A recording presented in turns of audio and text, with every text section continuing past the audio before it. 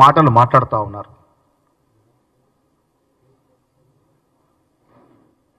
BC సంఘాల వారిని తప్పుదో పట్టిస్తూ ఉన్నారు.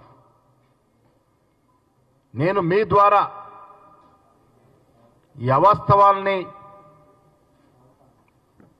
ప్రచారంలోకి తీసుకున్నటువంటి నాయకులకి ప్రశ్నిస్తూ ఉన్నాను. ఏ ఆధారంగా మీరు మాట్లాడుతూ ఉన్నారు? ఇప్పటి వరకు సర్వేనే జరగలే ఈ రాష్ట్ర జనాభా విషయంలో. దేన్ని ఆధారం చేసుకుని మీరు మాట్లాడుతూ ఉన్నారు? ఊహాజనిత సంఖ్యలతో పోల్చుకుంటూ మీరు మాట్లాడుతూ ఉన్నారు. మేము గట్టిగా చెప్తా ఉన్నాము, ఇది అధికారిక శాస్త్రీయబద్ధంగా జరిగిన సర్వే.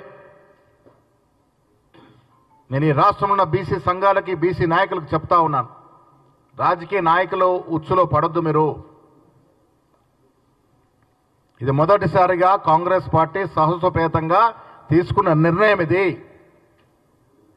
మన జనాభా శాతం అధికారికంగా వ్యక్తపరిచినట్టు సందర్భం. ఇది